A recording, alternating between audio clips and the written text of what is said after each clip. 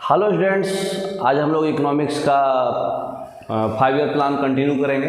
5 year plan हम लोग पढ़ रहे थे, तो 5 ईयर प्लान में आपको पता है कि 1966 से 1969 से 1969 जो है आपका स्टे पीरियड था, है ना। नहीं, अब रोलिंग प्लान तो बाद में आएगा। अभी 66 से 69 जो है मतलब गैप था बीच में, क्योंकि 51 से 56, 56 से 61, 61 से 66 तीन प्लान कंटिन्यूएशन में आया और 66 से 69 में गैप आया। उस दौरान क्या क्या हुआ वो हम लोग अभी पढ़ लेते हैं, ठीक है। तो उस दौरान जो है भारत में जो है बहुत ज़्यादा फूड शॉर्टेज हो रहा था, भुखमरी हो रहा था। तो उस समय जो है हमारे प्राइम मिनिस्टर कौन थे? इंदिरा गांधी। और उस समय एग्रीकल्चरल मिनिस्टर थे चिदम्बरम सुब्रमण्यम। इनको जो है ग्रीन रिवॉल्यूशन के पॉलिटिकल फादर बोला जाता है। जो एग्रीकल्चर मिनिस्टर हैं चिदम्बरम सुब्रमण्यम, उनको political father of green revolution बोला जाता है। और इंडियन एग्रीकल्चरल रिसर्च इंस्टीट्यूट जो है ना, इंडियन एग्रीकल्चरल रिसर्च इंस्टीट्यूट, इनके डायरेक्टर थे एम.एस. स्वामीनाथन, ठीक है। इनको क्या बोला जाता है? ग्रीन रिवॉल्यूशन के फादर, ठीक है। ग्रीन रिवॉल्यूशन जो है आपका कब आया, अभी पूरा डिटेल में पढ़ेंगे। एक जो है दिलबाग सिंह अठवाल जो है, इनको व्हीट रिवॉल्यूशन के फादर बोला जाता है। गेहूं, है ना, गेहूं के क्रांति। तो व्हीट रिवॉल्यूशन के फादर कौन है? दिलबाग सिंह अठवाल। ग्रीन रिवॉल्यूशन के फादर इंडिया में कौन है? एम.एस. स्वामीनाथन। और पॉलिटिकल फादर कौन है ग्रीन रिवॉल्यूशन के? चिदम्बरम सुब्रमण्यम, ठीक है। तो फूड शॉर्टेज के टाइम में देखिए ये लोग क्या किए थे, पढ़ते हैं हम लोग। नेक्स्ट, तो अमेरिका में एग्रीकल्चरल साइंटिस्ट थे नॉर्मन बोरलॉग, ठीक है, जिनको ग्रीन रिवॉल्यूशन के फादर बोला जाता है ऑल ओवर वर्ल्ड में। तो नॉर्मन बोरलॉग जो है क्या किए, मैक्सिको में बहुत भयंकर जो है अकाल आया हुआ था, है ना। हाँ, ड्राउट्स, मतलब वो क्या उसको बोलते हैं, फेमिन। तो हेवी फेमिन आया हुआ था। तो नॉर्मन बोरलॉग क्या किए कि एक वेट्स का न्यू वेराइटी को डेवलप किए, है ना, गेहूं का नया किस्म का, मतलब नया वैरायटी जो है डेवलप किए। तो नया वैरायटी का डेवलप करने से वेट जो है एक ड्वार्फ प्लांट होता है, छोटा प्लांट होता है, उससे वैरायटी डेवलपमेंट करने से इसका प्रोडक्टिविटी अचानक से बहुत ज़्यादा बढ़ा, ठीक है। तो इसका जो है हाई यील्ड वैरायटी सीड्स मतलब उसमें मिला। तो ऐसा सीड्स मतलब वो डेवलप किए, मतलब वीट का, जो बहुत ही ज़्यादा यील्ड कर रहा था, मतलब उपज दे रहा था। तो हाई यील्ड वैरायटी जो लाया गया गेहूँ का, कहाँ से? मेक्सिको से। मेक्सिको में कौन किए थे? Norman Borlaug. तो नॉर्मन बोरलॉग जो मेक्सिको में गेहूं का वेट जो है बहुत ज़्यादा यील्ड वैरायटी किया, वो भारत लाया गया। भारत में उसको वैरायटी का नाम क्या क्या दिया गया? कल्याणी, सोना, W711, W47। तो W711, W47 और सोना और कल्याणी, ठीक है। तो ये नाम का आपका वैरायटी है। तो गेहूं जो है मेक्सिको से HY जो हाई यील्ड वैरायटी वाला गेहूं था, हाई यील्ड वैरायटी वाला जो वीट था मेक्सिको से, जो नॉर्मन बोरलॉग मतलब बनाए थे, डेवलप किए थे, वो इंडिया लाया गया। और इंडिया में फिर उसका नया नया नाम दिया गया, कल्याणी, सोना, W711, W47, ठीक है। इससे हमारा वीट का प्रोडक्शन बहुत ही ज़्यादा हुआ, ठीक है। नेक्स्ट, तो जो गेहूँ आया वेट हाई यील्ड वैरायटी वाला, ठीक है। अब एक राइस भी हाई यील्ड वैरायटी का बनाया गया, ठीक है। आम भाषा में इसको मतलब जया और सुषमा, इस वैरायटी का नाम क्या है? जया और सुषमा। और ये कौन बनाए थे? गुरुदेव कुश, जी कुश, है ना। तो इनको क्या बोला गया? Father of rice revolution in India. गुरुदेव कुश बनाए थे जया और सुषमा नाम का वैरायटी, राइस का हाई यील्ड वैरायटी। तो इनका नाम है गुरुदेव कुश, ये राइस रिवॉल्यूशन के फादर हैं, ठीक है। उसके बाद जो है 1966 में हाई यील्ड वैरायटी जो है एक जो है मतलब प्रोग्राम रखा गया, ठीक है, high yield variety distinct programme, ठीक है। तो मतलब बीज वितरण, है ना, distribution programme, high yield variety distribution programme. तो इसका नाम था जिंद, मतलब क्या उसको बोला जाता है? पंतनगर से शुरुआत किया गया था। पंतनगर कहाँ है? उत्तराखंड में। तो पंतनगर से शुरुआत किया गया था, ट्रायल किया गया था पहले, ठीक है, जिंद में, लेकिन शुरुआत किया गया पंतनगर उत्तराखंड में। मतलब पंतनगर कहाँ है? उत्तराखंड में। तो रिजल्ट हुआ कि गेहूं में चावल की तुलना में अधिक अच्छा परिणाम मिला। मतलब जो 1966 में हमारा जो HY हाई यील्ड गेहूँ जो आया था मेक्सिको से, उसका इंडिया में सबसे पहले ट्रायल कहाँ हुआ था? जिंद में। जब शुरुआत कहाँ हुआ था? पंतनगर से। तो वो अच्छा परिणाम मिला। मतलब गेहूँ और राइस का HYV सीड कौन दिए थे? जी कुश, जया और सुषमा नाम का वैरायटी से। तो राइस के कंपेरिजन में गेहूँ का ज़्यादा यील्डिंग हुआ। ठीक है। हाँ, तो अमेरिका के कौन थे? विलियम गॉड जो है मतलब एग्रीकल्चर और प्रोडक्शन दोनों को मतलब ग्रीन रेवोल्यूशन का जो नाम है विलियम गॉड ही दिए थे। अमेरिका के साइंटिस्ट थे एक, है ना। एग्रीकल्चर और प्रोडक्शन दोनों एक साथ हो रहा है ना। अचानक से बहुत वृद्धि हुआ था मतलब एग्रीकल्चर में। तो एग्रीकल्चर में जो प्रोडक्शन हुआ ना यार, इसलिए इनका नाम दिए थे ग्रीन रेवोल्यूशन। तो ग्रीन रेवोल्यूशन का नाम कौन दिया था? William God. तो खाली ऑब्जेक्टिव क्वेश्चंस बन रहा है। विलियम गॉड जो है ग्रीन रेवोल्यूशन का नाम दिए। ग्रीन रेवोल्यूशन के फादर हुए नॉर्मन बोरलॉग। इंडिया में फादर हुए MS स्वामीनाथन। उसके बाद जो है पॉलिटिकल फादर कौन हुए ग्रीन रेवोल्यूशन के? चिदम्बरम, है ना। चिदम्बरम सुब्रमण्यम। उसके बाद राइस के फादर कौन हुए? राइस रेवोल्यूशन के फादर कौन हुए? जी कुश। ठीक है। फिर ये वीट जो है इंडिया में कहाँ से स्टार्ट हुआ था? पंतनगर उत्तराखंड में है। ट्रायल किया गया था जिंद में 1966 में, है ना। और उसके बाद जो है वेट के बाद जो वेट रेवोल्यूशन के फादर कौन हुए? बैक वाले स्लाइड में देख लीजिए। वेट रेवोल्यूशन के फादर कौन है? नहीं, वेट रेवोल्यूशन के फादर अलग है। और बैक लीजिए। पहले Dilbag, Indian agriculture research institute के डायरेक्टर भी थे स्वामीनाथन। दिलबाग सिंह अठवल। तो दिलबाग सिंह अठवल जो है वेट रेवोल्यूशन के फादर हुए। ठीक है। तो सारा एक नंबर का क्वेश्चन बन रहा है इसमें। ठीक है ना। नेक्स्ट, अब देखिए ग्रीन रेवोल्यूशन का रिजल्ट क्या हुआ? सक्सेसफुल रहा। कहाँ? पंजाब, हरियाणा और वेस्टर्न यूपी में। तो पंजाब, हरियाणा और वेस्टर्न यूपी में ग्रीन रेवोल्यूशन जो है सक्सेसफुल रहा। मेन जो है हमारा इंस्ट्रूमेंट जो है ग्रीन रेवोल्यूशन इन इंडिया कौन है? हाई यील्ड वैरायटी जो है वो उस किस्म का जो है बीज है, सीड्स। हाई यील्ड वैरायटी वाला सीड्स जो है मेन हमारा इंस्ट्रूमेंट है। ठीक है। जो मेक्सिको में बनाया गया था नॉर्मन बोरलॉग के द्वारा। तो हाई यील्ड वैरायटी वाले जो सीड्स है उसका फीचर्स क्या है? उसको इरिगेशन ज़्यादा करना है, फर्टिलाइजेशन ज़्यादा करना है और इन्वेस्टमेंट ज़्यादा करना है। ठीक है। पंजाब, हरियाणा और वेस्टर्न यूपी में ये चला था। ठीक है। डीमेरिट्स क्या होगा? डीमेरिट्स होगा कि इनकम का इनइक्वलिटी हो जाएगा अचानक से। एक आदमी बहुत ज़्यादा उपज कर लेगा तो बहुत कमाएगा जिसके पास पैसा रहेगा, है ना। और ये फर्टिलाइजर्स जो भी इंसेक्टिसाइड, पेस्टिसाइड्स, ये सब का कीटनाशक और उर्वरक का बहुत ज़्यादा उपयोग होगा, है ना। तो पेस्टिसाइड्स और इंसेक्टिसाइड्स का ज़्यादा उपयोग होगा तो सॉइल के लिए अच्छा नहीं है ना। ओवरलोड हो रहा है। तो ये थोड़ा डिमेरिट्स है, बाकी ये आपका फीचर्स है। ठीक। नेक्स्ट, अब देखिए RBI के एक गवर्नर थे। ये 66 से 69 के बीच वाला अभी पढ़ रहे थे। अब देखिए RBI के गवर्नर है LK झा, लक्ष्मीकांत झा। तो एक कमेटी बनाई इनके नाम पे, लक्ष्मीकांत झा कमेटी। ठीक है। तो ये सजेस्ट किए कि जितना भी कमर्शियल बैंक है जिसका टर्नओवर 50 करोड़ से ज़्यादा है उसको नेशनलाइज कर दिया जाए। ठीक है। तो ये 19 जुलाई 69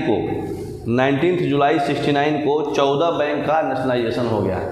प्राइवेटाइजेशन सुने थे लेकिन नेशनलाइजेशन उल्टा। जब प्राइवेटाइजेशन मतलब गवर्नमेंट बॉडी को प्राइवेटाइजेशन मतलब प्राइवेट बॉडी ले लिया, प्राइवेट बॉडी को गवर्नमेंट बॉडी ले लिया बोले तो नेशनलाइजेशन। तो नेशनलाइजेशन जो है 50 करोड़ से ज़्यादा जिसका भी है कमर्शियल बैंक किसको बैंक बोलते हैं? जिसमें लोगों का इंटरफेरेंस रहे, पीपुल्स, मतलब जो पीपुल्स के द्वारा चले। जैसे RBI कमर्शियल बैंक नहीं है, ठीक है ना, क्योंकि RBI में लोग नहीं जाते ना, लोगों का उसमें कुछ भी इंटरफेरेंस नहीं है। तो जो पीपुल्स का बैंक है उसको कमर्शियल बैंक बोलते हैं। ठीक है। नेक्स्ट, तो उसके बाद जो है 14 बैंकों का नेशनलाइजेशन हो गया। ठीक है। कमर्शियल बैंक का सबसे पहला चरण कहाँ था? मतलब गवर्नमेंट जो है खरीद लिया तो नेशनलाइजेशन और बेच दिया तो प्राइवेटाइजेशन। सिंपल सी बात। तो फर्स्ट स्टेज ऑफ नेशनलाइजेशन जो है कमर्शियल बैंक का हुआ था 19 जुलाई 1969 को। और RBI कब नेशनलाइज हुआ था? 1949 में। और SBI कब नेशनलाइज हुआ था? 1955 में। ये याद रखिएगा, एग्जाम में आते रहता है। ठीक है। नेक्स्ट, 1970 में अब देखिए क्या हुआ था। 1970 में ऑपरेशन फ्लड चला था। ठीक है। किसके मदद से? यूरोपियन यूनियन और वर्ल्ड बैंक की मदद से। यूरोपियन यूनियन और वर्ल्ड बैंक की मदद से ऑपरेशन फ्लड चला था गुजरात में। गुजरात में एक डिस्ट्रिक्ट है, कायरा डिस्ट्रिक्ट है ना, कायरा डिस्ट्रिक्ट में एक जगह का नाम है आनंद, ठीक है। उसमें वर्गीज क्यूरियन जो है जिनको वाइट रिवॉल्यूशन का फादर बोला जाता है, ठीक है, वो ऑपरेशन फ्लड चलाए थे। उसमें क्या हुआ था, अचानक से मिल्क प्रोडक्शन को बहुत बढ़ाया गया था, ठीक है। 3 साल में, मतलब 3 चरण में चला था, 70 से 80, 81 से 85 और 85 से 95, ठीक है। तो इसमें वाइट रिवॉल्यूशन या मिल्क रिवॉल्यूशन भी बोला जाता है। तो वाइट रिवॉल्यूशन के फादर कौन है, वर्गीज क्यूरियन, ठीक है। कहाँ हुआ था शुरुआत, गुजरात के कायरा डिस्ट्रिक्ट में यूरोपियन यूनियन और वर्ल्ड बैंक की मदद से 70 से 80 में, 81 से 85 में, 85 से 95 में, ठीक है। नेक्स्ट ऑपरेशन फ्लड में, ठीक है। 70 में आ गए हम लोग। 70 के बाद 71 में जो है बांग्लादेश लिबरेशन वार हुआ था। बांग्लादेश और पाकिस्तान जो है वार कर रहा था आपस में, उसको इंडिया हेल्प किया था, ठीक है। पूर्वी पाकिस्तान बोले तो बांग्लादेश है ना, ढाका। तो बांग्लादेश जो है उसको मुक्ति मिल गया था, मतलब पाकिस्तान डिस्टर्ब कर रहा था तो उसको मुक्ति मिल गया था। तो बांग्लादेशी रेफ्यूजी जो है, बांग्लादेश रेफ्यूजी लोगों को समस्या हो गया था, अमेरिका जो है इंडिया आ रहा था। तो इसके परिणाम में क्या हुआ कि बहुत ज़्यादा महंगाई हो गया था बांग्लादेश में, हाई इन्फ्लेशन हो गया था, क्योंकि रेफ्यूजी लोग कहाँ रहेगा, ठीक है। नेक्स्ट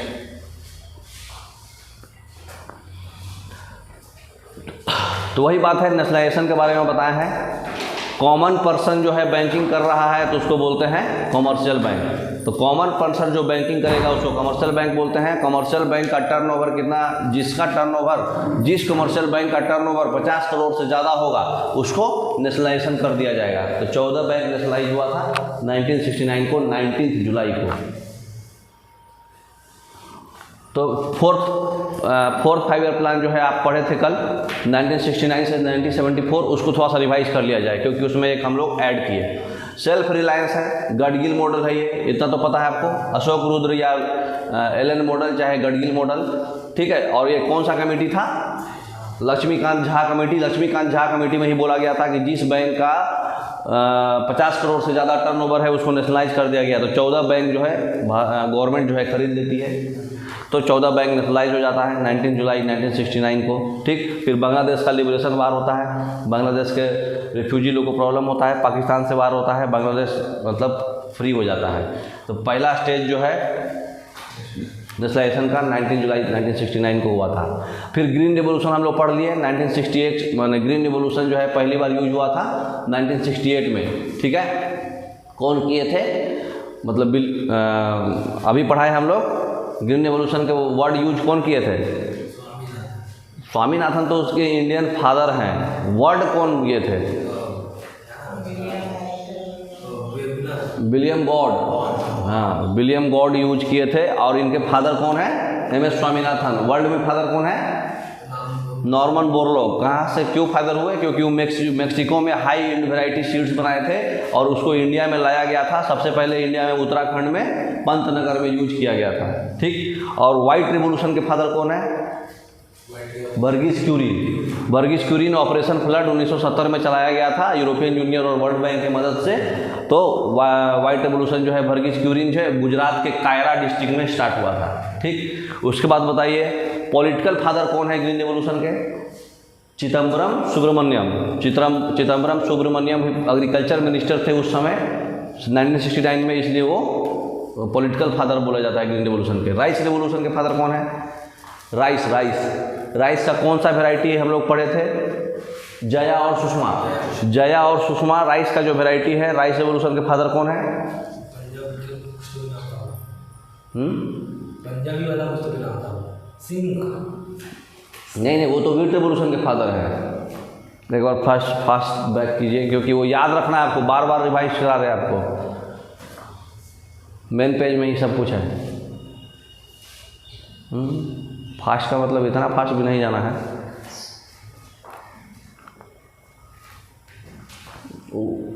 वो हटा दीजिएगा तो काम करेगा फास्ट। पहला ही पेज में सब कुछ था।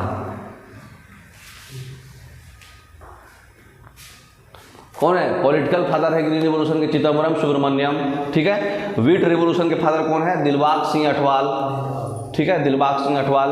और Indian council of agriculture research, Indian agriculture research institute के डायरेक्टर थे MS स्वामीनाथन, वो ग्रीन रिवोल्यूशन के फादर है इंडिया में। ठीक, नेक्स्ट फिर कौन है फादर? एग्रीकल्चर साइंटिस्ट थे नॉर्मन बोरलॉग, तो ये ग्रीन रिवोल्यूशन के फादर हुए। ठीक है, ये इंडिया में जो वैरायटी लाया गया था वीट का, उसका नाम था कल्याणी सोना W711 W47, जो इंडिया में लाया गया था मेक्सिको से। ठीक है, उसके बाद जो है राइस रिवोल्यूशन के फादर कौन है? गुरु कुश जो है, गुरुदेव कुश, ये राइस का HY शीट लाए थे जया और सुषमा, तो गुरु कुश जो है राइस रिवोल्यूशन के फादर हुए। ठीक है, और जो ग्रीन रिवोल्यूशन का जो फादर थे वीट जो है ट्रायल किया गया था जिंद में, और शुरुआत हुआ था पंतनगर उत्तराखंड में। ठीक है, नेक्स्ट, और नाम कौन दिए थे? William God. समझ गए? चलिए फास्ट वहाँ आ जाइए।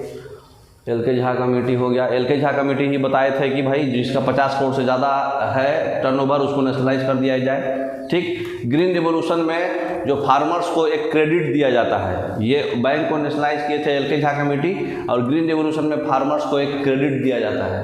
ठीक है, जिसका उपज ज़्यादा होगा उसको ज़्यादा क्रेडिट मिलेगा। अब आ जाइए पाँचवा फिफ्थ ईयर प्लान में। पाँचवा फिफ्थ ईयर प्लान में हम लोग पढ़े थे कि गरीबी हटाओ पे था, है ना, DP धर मॉडल था, और मिनिमम नीड्स प्रोग्राम लॉन्च हुआ था। ठीक है, और कमांड एरिया डेवलपमेंट प्रोग्राम भी स्टार्ट हुआ था। ठीक है, जो पानी को मतलब मेजर कैनाल्स के लिए इरिगेशन प्रोजेक्ट्स में पानी यूज करना ऑप्टिमम। ऑयल का क्राइसिस भी हुआ था सितंबर 1973 में, है ना, और 5 RRB खोला गया था, रीजनल रूरल बैंक। तो ये इंपॉर्टेंट है, इसको हम लोग अच्छे से पढ़ेंगे। नेक्स्ट,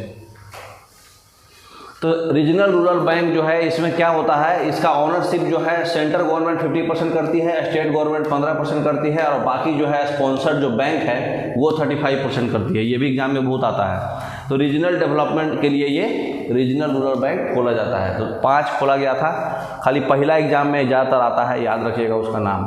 तो एक नाबार्ड बैंक है जो RRB के रेगुलेशन को मेंटेन करती है, नेशनल एग्रीकल्चरल बैंक, इसका फुल फॉर्म जानते हैं ना? हाँ, तो इसका RRB का ये जो है एग्रीकल्चर और रूरल क्रेडिट को सुपरवाइज करता है, रीजनल रूरल बैंक के रेगुलेशन को सुपरवाइज करता है, और ये क्या करता है, एग्रीकल्चरल का जितना भी रूरल और एग्रीकल्चरल प्रोजेक्ट्स है उसको फाइनेंस करता है ये। ठीक है, कौन है? तो रीजनल रूरल बैंक का रेगुलेशन कौन करता है? नाबार्ड। ठीक, और रूरल और एग्रीकल्चरल प्रोजेक्ट्स का भी फाइनेंसिंग कौन करता है? नाबार्ड। और एग्रीकल्चरल और रूरल क्रेडिट का भी सुपरविजन कौन करता है? नाबार्ड। मतलब कि रूरल एरिया में एग्रीकल्चर से रिलेटेड इसको काम दिया गया है। ठीक है, फिर 1982 में integrated rural development programme launch किया गया था, IRDP, integrated rural development programme 1982 में लॉन्च किया गया था। उसके बाद जो है एग्जिम बैंक स्टार्ट हुआ था। उसके बाद जो है ट्राइसेम जो है स्टार्ट हुआ था। ट्राइसेम मतलब training rural youth for self employment, मतलब गांव के जो जवान लोग हैं उनको सेल्फ एम्प्लॉयमेंट के लिए ट्रेनिंग दिया जा रहा था। ठीक है, तो ये भी स्टार्ट हुआ था। ये सब 1982 का मामला है। ठीक, नेक्स्ट 1974 में एक चीज़ पता है आपको, पोखरन में, जैसलमेर में, राजस्थान में इंडिया का पहला न्यूक्लियर टेस्ट हुआ था, है ना, मालूम है ना?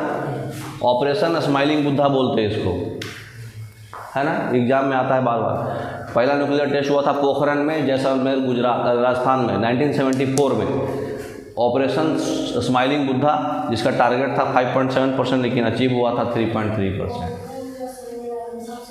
हाँ सेम है, जैसलमेर डिस्ट्रिक्ट है, ये राजस्थान है, ये गांव है। ठीक है, नेक्स्ट 1975 में क्या हुआ था, वर्क के काम के लिए, मतलब काम के बदले अनाज कार्यक्रम स्टार्ट हुआ था, मतलब फूड फॉर वर्क प्रोग्राम। ठीक, इसमें 20 पॉइंट्स प्रोग्राम स्टार्ट हुआ था, 20 सूत्री अभी पढ़े हैं ना हम लोग, 20 पॉइंट प्रोग्राम पढ़े थे ना। तो 20 पॉइंट प्रोग्राम स्टार्ट हुआ था फोर्थ, तो इलाहाबाद फोर्थ वाले में है ना, 69 से 74 फोर्थ। अच्छा ये फिफ्थ में, ठीक है, फिफ्थ वाले में 74 से 78, 79 तो पहला है जो 5 साल नहीं चला था, 4 ही साल चला था। तो 78 वाला भी वही 5th ही पढ़ रहे हैं हम लोग डिटेल में। तो 20 पॉइंट्स प्रोग्राम स्टार्ट हुआ था, 20 सूत्री कार्यक्रम 1975 में। इसमें इलाहाबाद हाई कोर्ट क्या किया था, इंदिरा गांधी को निकाल दिया था चुनाव से, क्योंकि आचार संहिता का उल्लंघन किए थे। कोई भी इलेक्शन होता है ना, तो इलेक्शन से पहले कुछ रूल्स है जो मतलब लॉक कर दिया जाता है। मतलब आप प्रिंटिंग प्रेस यूज नहीं कर सकते हैं, मीडिया यूज नहीं कर सकते, मतलब इस तरह का बहुत सारा मतलब आचार संहिता बोलते हैं उसको। मतलब चुनाव से पहले बहुत सारा रिस्ट्रिक्शंस रहता है। चुनाव जब स्टार्ट होने वाला है तो बहुत सारा रिस्ट्रिक्शंस है, मतलब आप ये नहीं कर सकते, वो नहीं कर सकते। तो जो रिस्ट्रिक्शंस होता है वो रिस्ट्रिक्शन को बोलते हैं आचार संहिता। लेकिन वो रिस्ट्रिक्शंस इंदिरा गांधी फॉलो नहीं की थी, उल्लंघन कर दी थी। इसकी वजह से इंदिरा गांधी को चुनाव से ही हटा दिया गया था। तो इंदिरा गांधी फिर आई ही नहीं। तो फिर नया उस समय प्रेसिडेंट कौन थे, फखरुद्दीन अली अहमद। तो उस समय प्रेसिडेंट थे फखरुद्दीन अली अहमद। इलाहाबाद हाई कोर्ट जो है इनको 1975 में चुनाव से निकाल दिया था, इसलिए कांग्रेस हार गया। कौन बना, बीजेपी, जनता पार्टी। जनता पार्टी को कौन बने थे, मोरारजी देसाई। नेक्स्ट, तो आचार संहिता का उल्लंघन की थी तो हार गई। तो 25 जून 1975 को इंटरनल डिस्टर्बेंस की वजह से इमरजेंसी डिक्लेयर कर दिया था। कौन थे, आपातकाल जो है ज्ञानी जेल सिंह। तो 21 मार्च 1977 को आपातकाल इमरजेंसी जो है ख़त्म हो गया। 2 साल करीब चला, 3 साल से ज़्यादा आप चला भी नहीं सकते हैं। इसलिए फिर 1978 को जनता पार्टी बनाई गई, मोरारजी देसाई की गैर कांग्रेस पार्टी।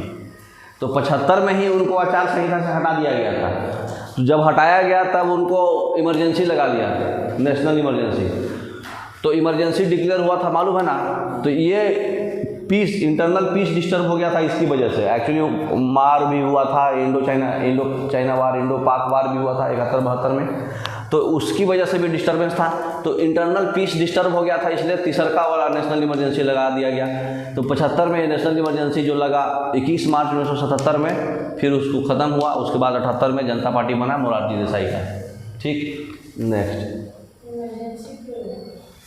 क्योंकि वहाँ पे इंटरनल पीस नहीं था ना, आपस में मतलब लड़ाई झगड़ा चल रहा था। इंदिरा गांधी को हटा दिया गया था, इलाहाबाद हाई कोर्ट उनको हटा दिया था, आचार संहिता का उल्लंघन किए थे।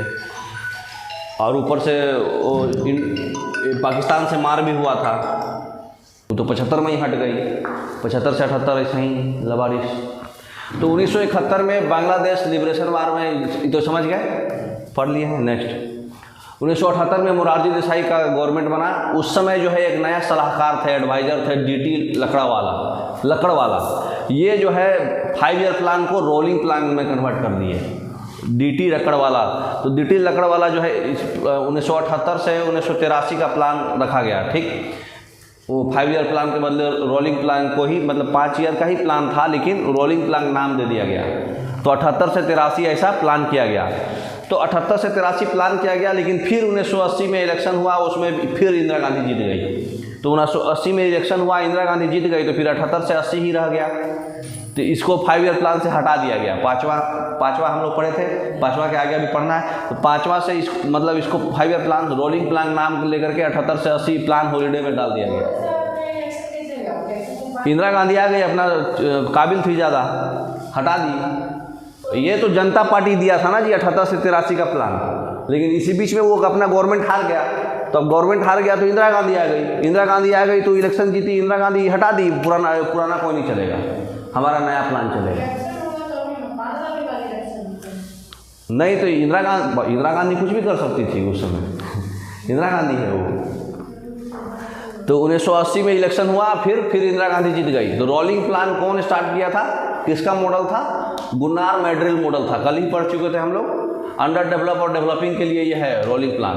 रोलिंग प्लान जो है तीन फेज में होता था, प्रत्येक साल, उसके बाद फिर 15 से 20 साल और 20 से 25 साल, short term, mid term, long term, है ना। तो रोलिंग प्लान जो है रोलिंगे प्लान बन कर रह गया। 78 से 83 का प्लान था, लेकिन इंदिरा गांधी आकर के उसको 78 से 80 में रहने दी। 80 के बाद जो इंदिरा गांधी सेपरेट कर दी। तो इसको प्लान हॉलीडे में पढ़ते हैं। जैसे 66 से 69 गैप था, 51 से 56, 56 से 61, 61 से 66, फिर 66 से 69 गैप हुआ, जिसमें ग्रीन रिवोल्यूशन हुआ, वाइट रिवोल्यूशन हुआ। उसके बाद जो है 69 से 74 और 74 से 78 5 हुआ। और छठा जो है 78 से 83 का था, लेकिन इसको हटा दी इंदिरा गांधी, तो छठा ही नहीं रहा। ये गैप वाला ट्रीटमेंट में आ गया। ठीक है, नेक्स्ट। तो रोलिंग प्लान के नाम से सिर्फ हो गया। अब 80 से 85 सेपरेट इंदिरा गांधी लाई, छठा प्लान। ठीक है, तो इसका मेन उद्देश्य क्या था? सेल्फ रिलायंस और सेल्फ अटेनमेंट, मतलब आत्मशक्ति और आत्मनिर्भरता। सेल्फ रिलायंस और सेल्फ अटेनमेंट प्लान था, मॉडल था एक्सपोर्ट इंपोर्ट मॉडल। ठीक है, तो 1982 में शिव रमन कमेटी जो है 12 जुलाई 1982 में नाबार्ड का खोज किया। अभी हम लोग नाबार्ड के बारे में पढ़े 1982 का। तो 1982 में कौन सा कमेटी किया था? शिव रमन कमेटी किया था। 12 जुलाई 1982 को नाबार्ड का गठन हुआ था। नाबार्ड का मतलब होता है national bank for agriculture and rural development. ठीक है, तो 1982 छठा 5 ईयर प्लान में नाबार्ड आया था, याद रखिएगा। ऐसे आप डेट याद रखिएगा तो डेट से सब ऑटोमेटिक आप रिलेट कर लीजिएगा। तो आरबीआई जो है फाइनेंशियल मार्केट जो है 2 कमेटी आया इसको रेगुलेट करने के लिए। आरबीआई को रेगुलेट करने के लिए 2 कमेटी आया, फेरवानी कमेटी और नरसिम्हन कमेटी। फेरवानी कमेटी और नरसिम्हन कमेटी। इसी के आधार पर 1988 में एक सेबी बना, security exchange board of India. Security exchange board of India क्या करता था? ये भी जो भी इन्वेस्टर कुछ काम करते थे, इन्वेस्टर्स के इंटरेस्ट को प्रोटेक्ट करने के लिए बनाया गया। मैंने कुछ आप इन्वेस्ट कर रहे हैं म्यूचुअल फंड में, चाहे कुछ भी किसी भी चीज़ में, तो उसमें वो कौन कंट्रोल करेगा? सेबी करेगा। मतलब कोई आपके साथ दगाबाजी नहीं कर दे, कुछ ब्लैक कोडिंग, मतलब कुछ आपके साथ गलत ना हो। तो सेबी एक्ट के तहत फिर बाद में 88 में बन गया था सेबी। उस समय कैसा बॉडी था ये? नॉन कॉन्स्टिट्यूशनल था, क्योंकि किसी के तहत आया नहीं था। ऐसा ही आरबीआई अपना रेगुलेटिंग बॉडी के तहत बनाया था इसको। उसके बाद जो है एक्ट, सेबी एक्ट आया 1992 में। फिर कौन सा बॉडी बन जाएगा ये? स्टैट्यूटरी बॉडी, क्योंकि एक्ट के तहत आ गया। तो सेबी एक्ट 1992 में नया सेबी जो है स्टैट्यूटरी बॉडी हो गया। ठीक है, फिर चेयरमैन ऑफ सेबी जो है अभी कौन है? पहली फीमेल चेयरमैन बनी है, कौन है? माधवी पुरी क्यूज। माधवी पुरी से याद रखिए, ज़्यादा याद नहीं रखना। माधवी पुरी पहला फीमेल चेयरमैन बनी है और अभी वही है माधवी पुरी। ठीक है ना? ठीक। तो छठा समझ गए पूरा। तो इस 7वां में सेबी बना था, क्योंकि 88 में बना था ना वो। तो छठा में आपका नाबार्ड था, 7वां में SEBI.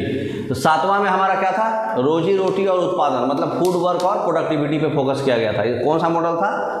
John W Miller model, मतलब मिलर मॉडल याद रखिए, मिलर मॉडल था ये। इसका काम क्या था? इंदिरा आवास योजना। इंदिरा आवास योजना जो है मतलब प्रधानमंत्री आवास योजना, अभी इंदिरा आवास योजना का नाम हो गया है प्रधानमंत्री आवास योजना। बीपीएल फैमिली जो है उसको घर दिया जाएगा, एक रूम रहेगा, उसमें बाथरूम रहेगा। ठीक है, बीपीएल फैमिली को 1985 में चालू किया था। स्पीड पोस्ट भी इसी में स्टार्ट हुआ था। और ये पहला ऐसा प्लान है 7th फाइनेंशियल वाला 85 से 90 जिसमें प्राइवेटाइजेशन को ज़्यादा फोकस किया गया था। प्राइवेटाइजेशन जो है मतलब प्राइवेटाइजेशन जो है गवर्नमेंट से, प्राइवेट बॉडी गवर्नमेंट से हावी था। इसमें प्राइवेट का ज़्यादा कंट्रोल था गवर्नमेंट की अपेक्षा। ठीक है, फिर CRSP भी इसमें बनाया गया था, सेंट्रल रूरल सैनिटेशन प्रोग्राम। ठीक है, जवाहरलाल नेहरू रोजगार योजना भी बनाया गया था। जवाहरलाल नेहरू रोजगार योजना भी इसी में था, मतलब 7वें में ही। फिर आपका सेंट्रल रूरल सैनिटेशन प्रोग्राम, मतलब वो स्वच्छ वाला, स्वच्छता वाला। ठीक है, नेक्स्ट नाबार्ड के बारे में हम लोग पढ़ चुके हैं, बढ़ा लीजिए आगे। ये भी पढ़ चुके हैं। हाँ ना, ये छूट गया था एक चीज़, इसलिए डाले हैं। देखिए 1980 में दूसरा फिर से नेशनलाइजेशन हुआ 6 बैंक का। पहला वाला बैंक में क्या था कंडीशन? 50 करोड़, लेकिन 14 बैंक नेशनलाइज हुआ। कब हुआ? 1969 में। फिर 1980 में जिसका टर्नओवर 200 करोड़ से ज़्यादा है उसको नेशनलाइज किया जाएगा। तो 200 करोड़ वाले में फिर 6 बैंक आए, तो टोटल कितना हो गया? 20 बैंक नेशनलाइज हो गया, 14 और 6। तो ये भी याद रखिएगा, सेकंड वाला जो पहला वाला जो है चौथा वाला में नेशनलाइजेशन हुआ था, 69 बोलो तो खाली टाइम में। लेकिन ये अभी जो है छठा फाइनेंशियल प्लान में बाकी 6 बैंक और नेशनलाइज हुआ, 6। ठीक है, नेक्स्ट नाबार्ड भी इसी में आया था। नाबार्ड में भी देखिए 6 लेटर है, नाबार्ड में लेटर 6 है ना, इसलिए वो छठा में आया था। तो 1985 से 90 7वां हो गया, जिसमें प्रधानमंत्री आवास योजना, इंदिरा आवास योजना और मिलर मॉडल बोलते हैं इसको। ठीक है, ये पढ़ चुके हैं हम लोग। नेक्स्ट अब देखिए, हैं मिलर जॉन मिलर, इसमें प्राइवेटाइजेशन ज़्यादा फोकस किया था, एग्जाम में आता रहता है, इसे बोल दे रहे हैं। प्राइवेटाइजेशन ज़्यादा फोकस किया था सेवेंथ में प्राइवेटाइजेशन ज़्यादा था गवर्नमेंट की अपेक्षा। नेक्स्ट, अब है Hindu state of growth. Professor Raj Krishna जो है हिंदू विकास दर पे फोकस किए थे। प्रोफेसर राज कृष्णा, खाली इतना ही याद रखिएगा, एग्जाम में आता है, प्रोफेसर राज कृष्णा। 90 से 92 में फिर गैप हो गया, क्योंकि उस समय पॉलिटिकल और इकोनॉमिक दोनों क्राइसिस में चल रहा था, क्योंकि अपने पास रिसोर्स नहीं था। ये होने की वजह से रिसोर्स का बहुत शॉर्टेज था। इसको शॉर्ट आउट कौन करते हैं 90, 91, 92 वाला? मनमोहन सिंह, अपने इकोनॉमिक IAS ऑफिसर है ना वो। तो अपना इकोनॉमी बहुत ही डिस्टर्ब हो गया था 90 से 92 में।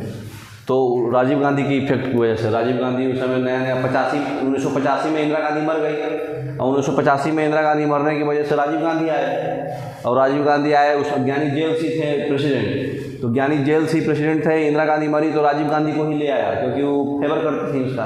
तो राजीव गांधी को उतना आइडिया नहीं था, अंधाधुंध टाइप कर दिया, तो उसमें पॉलिटिकल क्राइसिस और इकोनॉमिक क्राइसिस हो गया। तो इसको फिर कैसे देखते हैं, रिसोर्स का कमी हो गया, आप देखिए कैसे शॉर्ट आउट होगा। तो फिर बीच में 90 से 92 गैप हो गया, 92 से 97 हो गया 8वां 5 ईयर प्लान, जिसमें ह्यूमन डेवलपमेंट किया गया। ठीक है, ह्यूमन का डेवलपमेंट। 1 जून 1995 में WTO का मेंबर बन गया भारत, वर्ल्ड ट्रेड ऑर्गेनाइजेशन का मेंबर भारत कब बना है?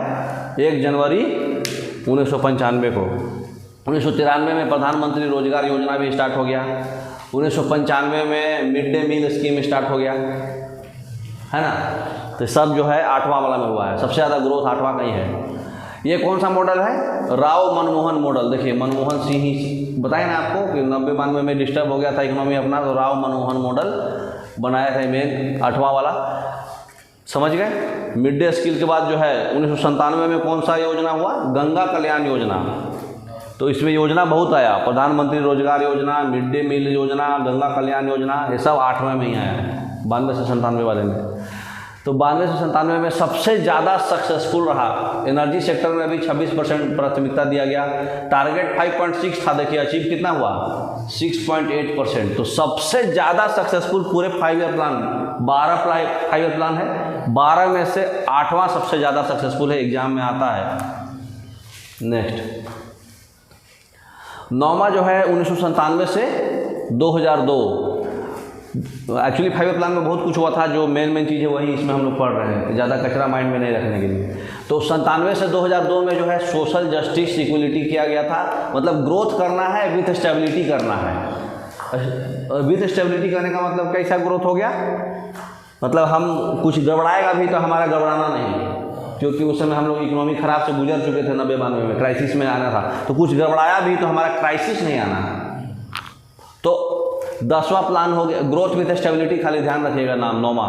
10वां प्लान हो गया 2002 से 2007, अब तो कंटिन्यूशन में आएगा। तो इसका ऑब्जेक्टिव था क्या? Inclusive growth. ठीक है, सबको लेके ग्रोथ करेंगे। 11वां प्लान है 2007 से 2012। ठीक है, ये कौन बनाए थे? रंगराजन मॉडल, सी रंगराजन। ठीक है, तो इनका टारगेट था पहले से 9%, अचीव हुआ था 8%। तो ये मेन इसका उद्देश्य क्या था? हाईएस्ट ग्रोथ रेट इसमें आया था, क्योंकि उस समय 6% था, इसमें 8% था, लेकिन टारगेट से कम था। तो सक्सेसफुल सबसे ज़्यादा ग्रोथ रेट है इसमें, लेकिन उस लेवल का सक्सेस सर्वाधिक विकास दर हुआ था, मतलब ग्रोथ रेट सबसे ज़्यादा 11वां प्लान। लेकिन 8वां प्लान क्या था? मोस्ट सक्सेसफुल था, क्योंकि हमारा टारगेट 5 था, हम 6.8 किए थे, इसमें टारगेट 9 लिए थे, 8 किए, तो सबसे ज़्यादा मतलब ग्रोथ रेट हुआ इसमें। तो क्वेश्चन ध्यान से पढ़िएगा क्या पूछ रहा है। तो इसका मेन मोटिव क्या था? Faster and more inclusive, inclusive के साथ साथ फास्ट भी करना है, रंगराजन मॉडल में 2007 से 12। ठीक है, अब लास्ट प्लान है 12वां, 12 से 17। देखिए 17 लास्ट तक पूरा चला है, भले ही 1 जनवरी 2015 को नीति आयोग बन गया, लेकिन नीति आयोग बनने के बाद भी ये पूरा कंप्लीट हुआ है, उसके बाद इसको हटाया गया है। ठीक है ना, तो मतलब सिर्फ एक ही है जो 74 से 78 गया था, सिर्फ एक, वो 79 नहीं, बस अकेला 5 साल नहीं चला, 4 साल चला, बाकी सब 5 साल चला है। तो ये भी 2017 तक चला है। नीति आयोग बन तो गया है, लेकिन काम नहीं करा है, काम शुरुआत किया है इसके बाद। ठीक है ना। तो ये पूरे अप्रैल मतलब जो अप्रैल मार्च तक पूरा चला है, फिर अप्रैल से नीति आयोग चालू किया है, 1 अप्रैल 2017 से 3 साल का वो चलता है। तो इसमें क्या था, एक और वर्ड ऐड कर दिया। देखिए पहले क्या था, 10वां में इंक्लूसिव था, 11वां में फास्टर, इसमें एक और वर्ड ऐड हो गया सस्टेनेबल। ठीक है, तो ये तो सिंपल है। सस्टेनेबल कहने का मतलब क्या हुआ कि हम फ्यूचर को भी सोच के चलेंगे, ये सस्टेनेबल डेवलपमेंट का मतलब होता है। टारगेट हो गया 8%, एग्रीकल्चर 4% में था इसमें, और मैन्युफैक्चरिंग 10% का टारगेट। ठीक है, तो याद रखिएगा 8वां और 11वां क्वेश्चन ध्यान से पढ़िएगा। अब देखिए प्लानिंग कमीशन और नीति आयोग में क्या डिफरेंस है। प्लानिंग कमीशन जो है सेंट्रलाइज बॉडी था, ठीक है, टॉप टू बॉटम अप्रोच था इसका, है ना। मतलब टॉप टू बॉटम मतलब मेन जो है क्या क्या प्लान होगा, सब टॉप प्रायोरिटी जिसका होगा पहले, बॉटम प्रायोरिटी बाद में। इसमें क्या है, ये नीति आयोग बना था 1 जनवरी 2015 को। एक्स ऑफिशियो चेयरमैन इसके पीएम होते हैं, डिप्टी चेयरमैन का भी एक पोस्ट था, सीईओ का भी पोस्ट था। सीईओ कौन थे इसके, अरविंद पनागारिया। तो ये डिसेंट्रलाइज बॉडी है, बॉटम टू टॉप अप्रोच चलता है ये।